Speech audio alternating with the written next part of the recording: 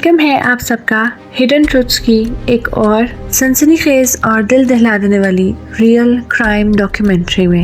दोस्तों, आज की हमारी ये क्राइम स्टोरी एक ऐसे रियल इंसिडेंट पर है जिसे सुनने के बाद आपको ऑनलाइन दुनिया से भरोसा उठने वाला है। वो इंसान जो हमारी जान पहचान का ना हो, उस पर यकीन करना कहाँ तक और किस हद तक ठीक है। आज की कहानी से आपको जरूर कुछ सबक मिलेगा। सोशल मीडिया का गलत इस्तेमाल और किसी अजनबी इंसान पर अंधा भरोसा लोगों की जिंदगियां तबाह करने के साथ साथ उनकी जिंदगियां खत्म भी कर रहा है।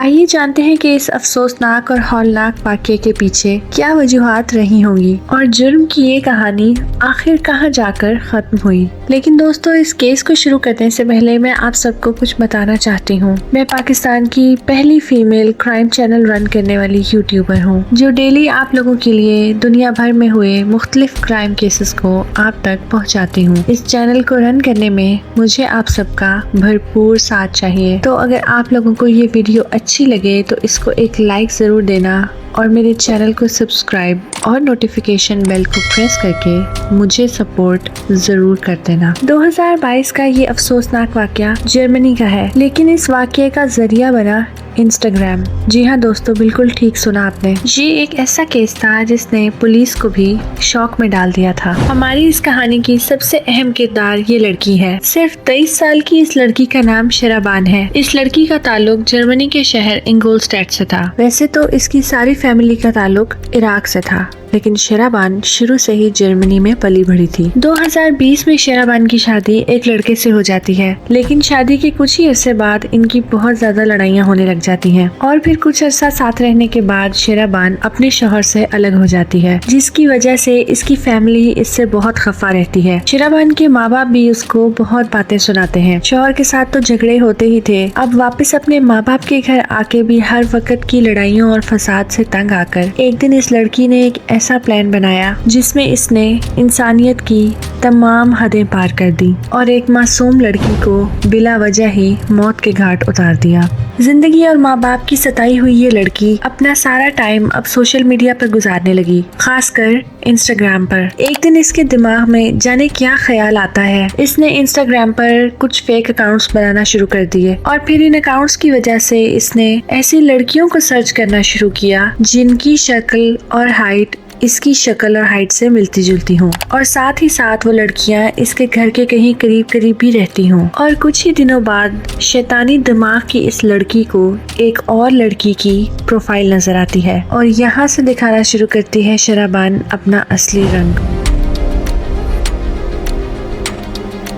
जिस लड़की की प्रोफाइल उसे नजर आती है उसका नाम खदीजा था और खदीजा की प्रोफाइल को देखने के फौरन बाद ही शेराबान उसे मैसेज करती है, क्योंकि खदीजा की शक्ल शेराबान से काफी हद तक मिलती जुलती थी। अब शेराबान ने मैसेज में क्या गेम खेली वो भी सुनिए। खदीजा की इंस्टाग्राम प्रोफाइल ये बताती थी कि खदीजा एक प्रोफेशनल ब्यूटिशियन है और इसी बात का जरिया बनाकर शेराबान ने खदीजा को बताया कि मैं भी कॉस्मेटिक्स का बिजनेस करती हूँ और इसी बात को लेकर इन दोनों के दरमियान बातचीत होने लगी। कुछ दिन बातें होने के बाद शेराबान ने खदीजा को एक कॉस्मेटिक बिजनेस डील के सिलसिले में किसी पब्लिक प्लेस पर मिलने के लिए बुलाया। अब खदीजा को क्योंकि शेराबान के शैतानी प्लान के बारे में कोई इल्म नहीं था, तो वो भी उससे मिलने के लिए राजी हो गई और यहाँ से शुरू होता है एक ऐसा सफर जो खदीजा की मौत के साथ ही खत्म हुआ।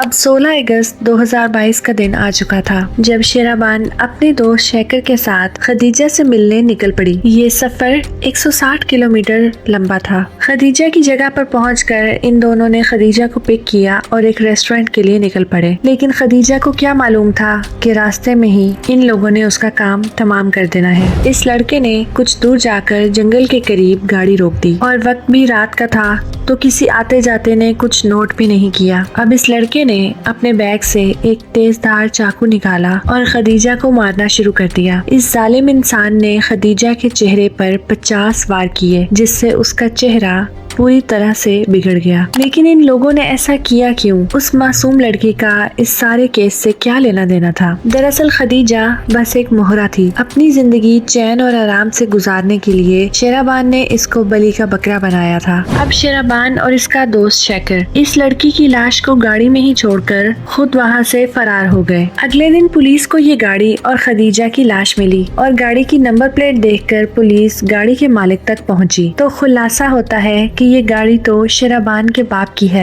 अब पुलिस ने इसकी फैमिली को बताया कि हमें ये गाड़ी जंगल के पास मिली थी और इसके अंदर एक लाश भी है जिसका चेहरा पूरी तरह से बिगड़ चुका है। तो तब इसकी फैमिली ने पुलिस को बताया कि शेराबान भी कल रात से गाड़ी लेकर निकली थी और अभी तक घर वापस नहीं लौटी। यानी इस फैमिली और पुलिस को ये लगा कि ये शेराबान की ही लाश थी और शेराबान का कत्ल हो गया है। लेकिन यहाँ पुलिस ने लाश का डीएनए टेस्ट करवाने का फैसला किया और डीएनए रिपोर्ट्स आने पर पता चला कि अब तक ये जिस लाश को शेराबान की लाश समझ रहे थे वो असल में लड़की ही कोई और थी।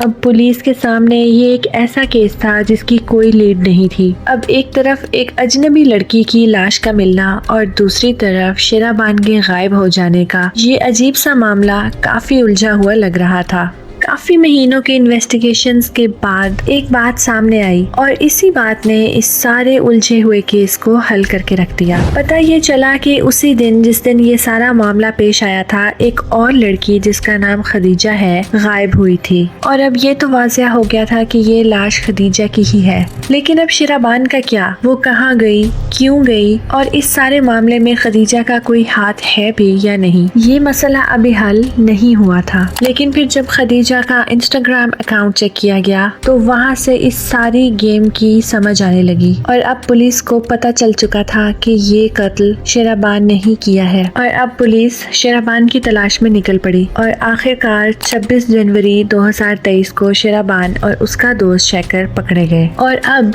पुलिस के इन्वेस्टिगेशन पर शेराबान ने जो खुलासा किया वो सुनकर कोई भी इंसान दोबारा किसी अजनबी पर यकीन करने के काबिल नहीं रहेगा।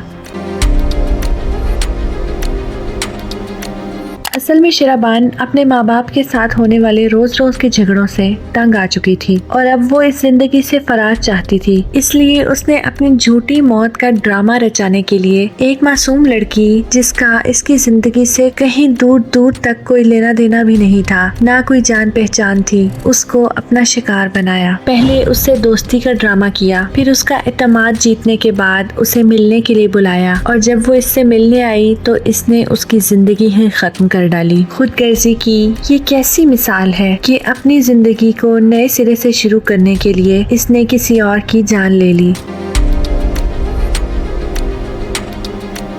दोस्तों, कभी कभार इंसान बिना सोचे समझे चंद मीठी बातें सुनने के बाद किसी अजनबी पर ऐसे भरोसा कर लेता है जैसे वो उसको सालों से जानता हो। और इसकी बेहतरीन मिसाल सोशल मीडिया है। हमें नहीं पता होता कि स्क्रीन के उस तरफ बैठे इंसान की नीयत क्या है, वो सच्चा है, झूठा है, हम कुछ नहीं जानते। इसलिए दोस्तों, टेक्नोलॉजी की इस दुनिया में हमें हर कदम बहुत सोच समझ कर रखना चाहिए, क्योंकि कब क्या हो जाए कुछ पता नहीं। और क्राइम और क्रिमिनल तो कहीं भी हो सकते हैं और हमें दोनों से ही बचकर रहना है।